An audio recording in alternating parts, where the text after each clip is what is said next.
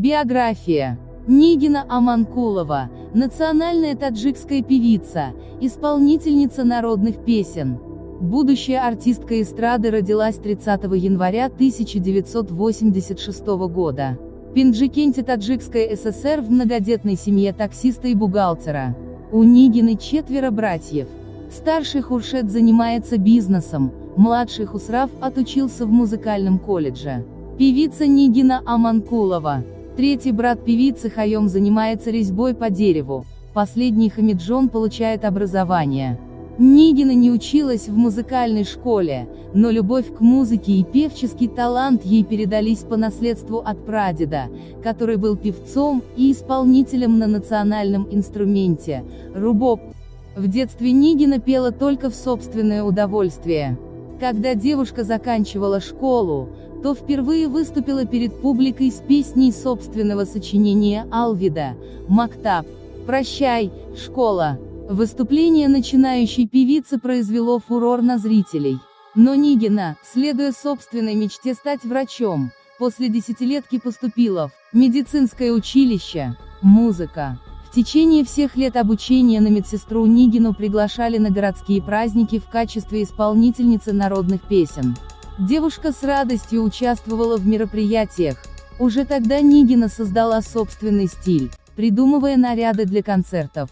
Переломным моментом в творческой биографии певицы стало ее участие в столичном фестивале «Андалеп-2006», на котором артистка выступила совместно с пинджикенским ансамблем.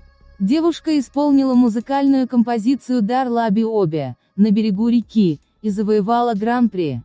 В этом же году Нигина закончила колледж и по приглашению поступила в Институт искусств имени Турсанзаде на специальность режиссер-постановщик. Родители были недовольны выбором дочери, так как считали занятие искусством несерьезным делом. Но девушка настояла на своем. Во многом убедить отца Нигине помогла бабушка, которая все это время была на стороне внучки. Через год Нигина стала студенткой Таджикской консерватории и солисткой ансамбля «Дарья». Артистка получила в личное пользование квартиру, обзавелась машиной. Но девушка не смогла совмещать работу и очное обучение, поэтому ей пришлось перевестись на заочное. Преподавателями талантливой студентки стали Музафар Мухидинов, Мастана Эргашева и Аслидин Низамов. За время музыкальной карьеры вышло 7 альбомов певицы. Среди них наиболее популярными считаются диски ретро. Слушатели среди песен Нигины особенно выделяют музыкальные композиции «Ватан», «Аруси», «Дар», «Агушиту Мимиром».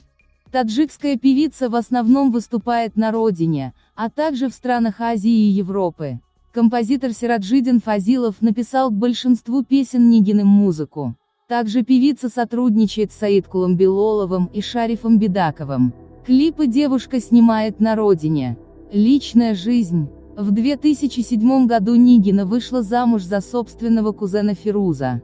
Молодой человек работает предпринимателем. Он не против творческой карьеры жены, гордится успехами Нигины и по возможности помогает ей в работе.